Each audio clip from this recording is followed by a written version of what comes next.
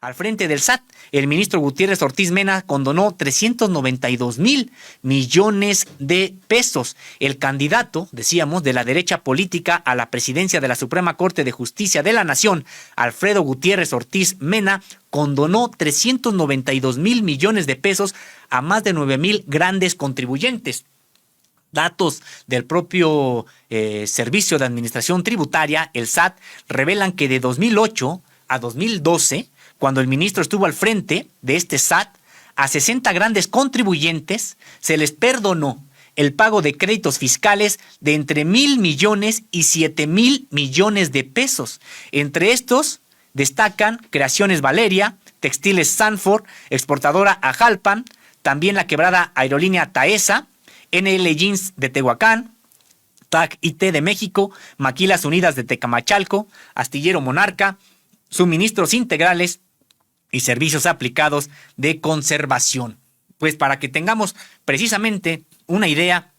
de la visión de país que todavía está enquistada de manera muy importante en la Suprema Corte de Justicia de la Nación. Hace unos momentos nos referíamos precisamente a esta situación en la que hay ahorita mucha estridencia política a propósito de la sucesión en esta Suprema Corte de Justicia de la Nación, y hay una campaña en los grandes medios de comunicación para decir que se está acumulando mucho poder en una sola persona, que supuestamente los tres poderes ahora le rinden a el poder ejecutivo, cuando en realidad es una falacia del tamaño del mundo. Precisamente hoy hay disputa política en los tres poderes y anteriormente no ocurría nada de eso. Y solamente, como decíamos hace un momento, en una situación como esa fue que México perdió gran patrimonio. Se privatizaron recursos de la nación. ¿Por qué pudo haber logrado esto? ¿Por qué se pudo haber logrado? Porque lo que decía el presidente en turno era acatado por los otros poderes y también por los poderes fácticos, los medios de comunicación principalmente. Hay que recordar que así fue como incluso este país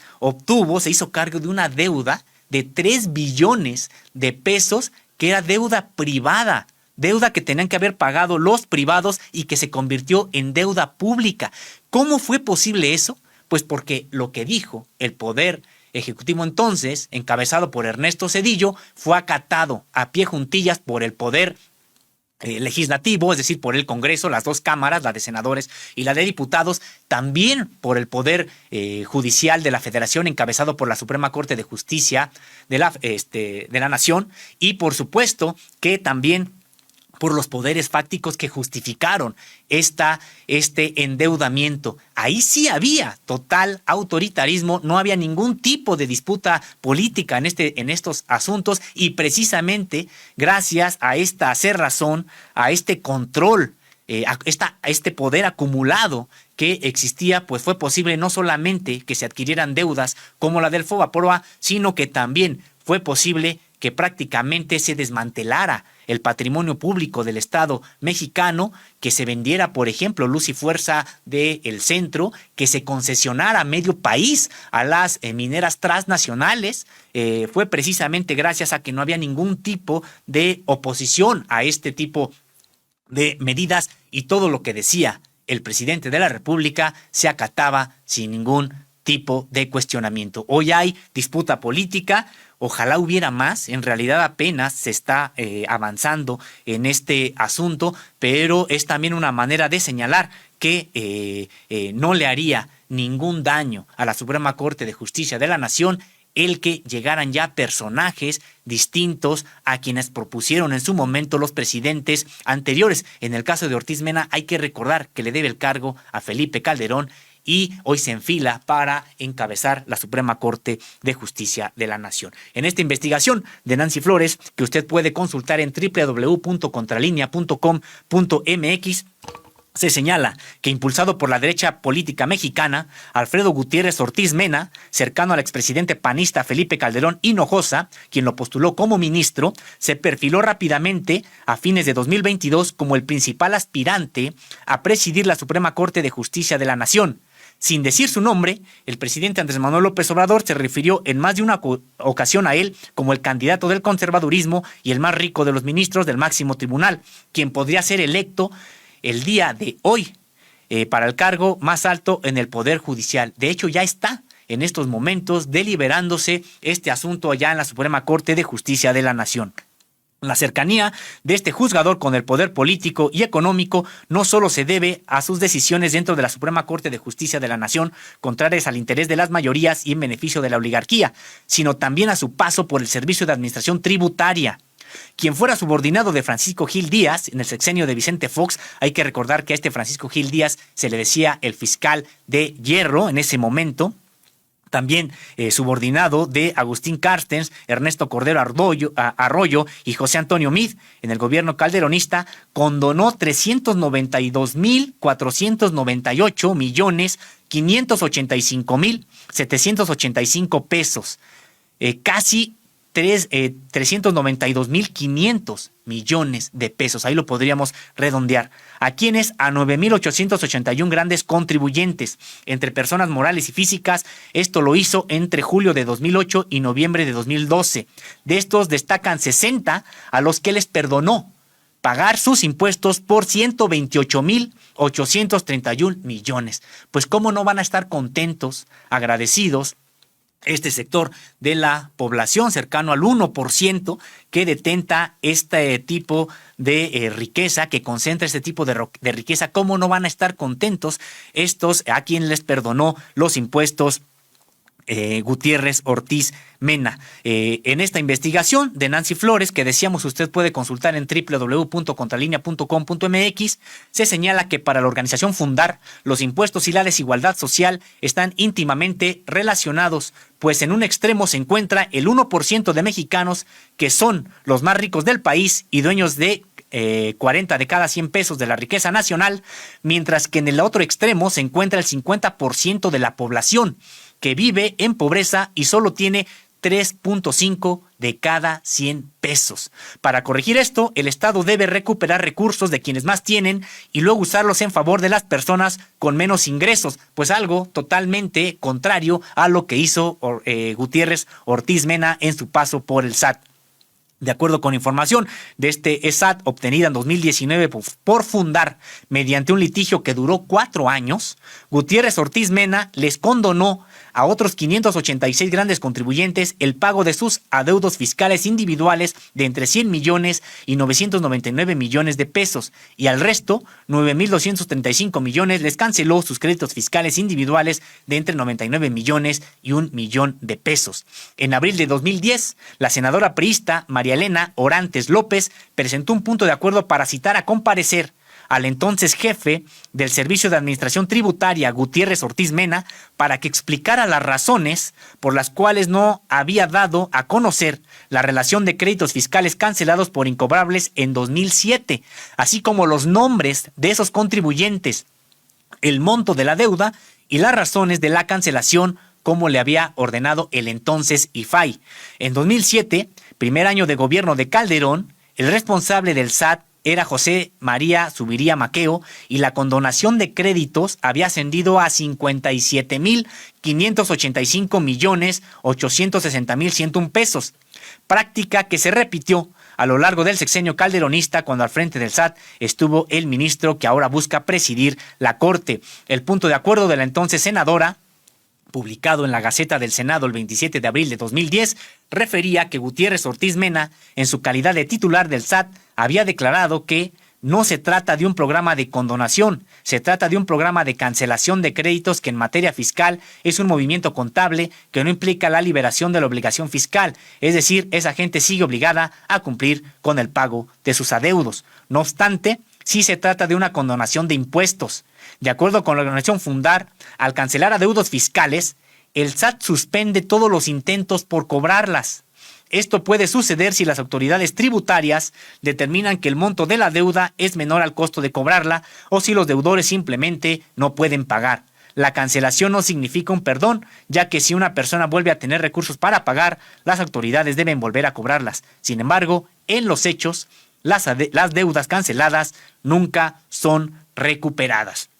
En aquel momento en que fue citado a comparecer el ahora aspirante a presidir la Suprema Corte de Justicia de la Nación, ya había avalado la condonación de 111.734.202.602 pesos a razón de 37.773.122.000 pesos en 2008 y 73.961 millones en 2009. Para los siguientes 3 ejercicios fiscales, canceló créditos fiscales por 80.026 millones en 2010, 115.946 millones en 2011 y 84.791 millones en 2012. Los 60 grandes contribuyentes más beneficiados por la administración de Gutiérrez Ortiz Mena, usted puede consultarlos en www.contralinea.com.mx. Ahí están los nombres. A quienes les perdonó, porque eso es en la práctica, a quienes les perdonaron el pago de impuestos por, decíamos, 392.000 millones de pesos. Está toda la lista en www.contralinea.com.mx. Nosotros solamente nos vamos a referir a Creaciones Valeria, Textiles Sanfor, Exportadora Ajalpan, Transportes Aéreos Ejecutivos, que decíamos esta ESA, NLY Jeans de Tehuacán, TAG IT de México, Maquilas Unidas de Camachalco, entre otros, Highlander de Aguascalientes, también a una persona física, Lilia Hernández Aguilera. Toda esta información usted puede encontrarla en www.contralinea.com.mx. Se enlistan no solamente los nombres de las personas morales y físicas que fueron perdonadas por Gutiérrez Ortiz Mena, sino que también los montos, a cuánto ascendió el perdón a cada una de estas personas que decíamos usted puede leer en www.contralinea.com.mx. Una investigación de Nancy Flores, también basada en la organización, una investigación que llevó 4 años realizar a la organización Fundar. Hay un grupo de personas que está impulsando a Gutiérrez Ortiz Mena a llegar a la Suprema Corte de Justicia de la Nación, y vean los antecedentes, las credenciales que tiene este funcionario del Poder Judicial de la Federación, porque pues sí es importante, uno puede advertir qué tipo de Suprema Corte de Justicia de la Nación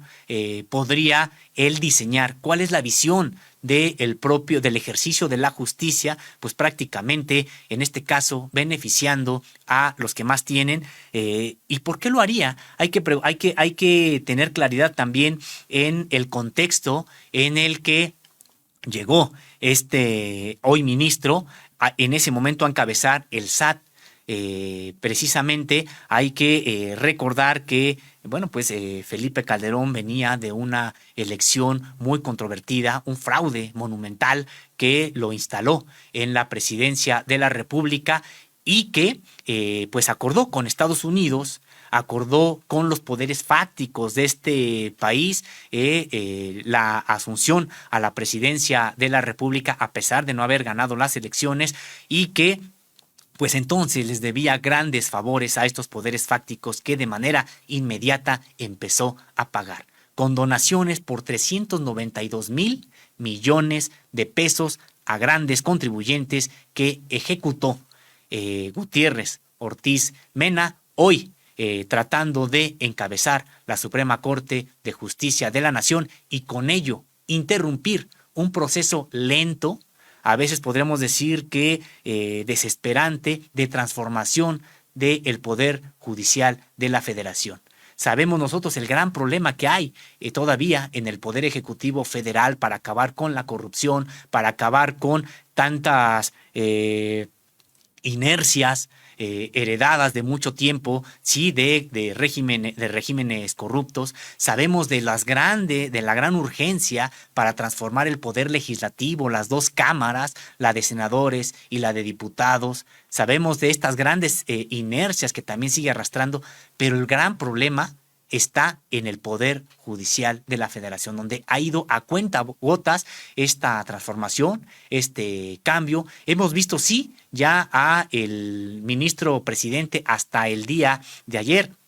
Arturo Saldívar Lelo de la REA, pues ya a cambiar un poco el discurso de la Suprema Corte de Justicia de la Nación, ya enfocándose también a la justicia social, dando cabida también a temáticas que tienen que ver con los derechos humanos, la justicia para las personas desplazadas, para las personas desaparecidas, para los familiares también de aquellos ejecutados ilegalmente. Hemos visto una apertura en el discurso ya del anterior ministro, incluso a favor de los derechos de las mujeres, pero todavía ha ido a cuentagotas, y ahora que hay una posibilidad de renovación en esta Suprema Corte de Justicia de la Nación, pues los poderes fácticos todavía actuantes y también los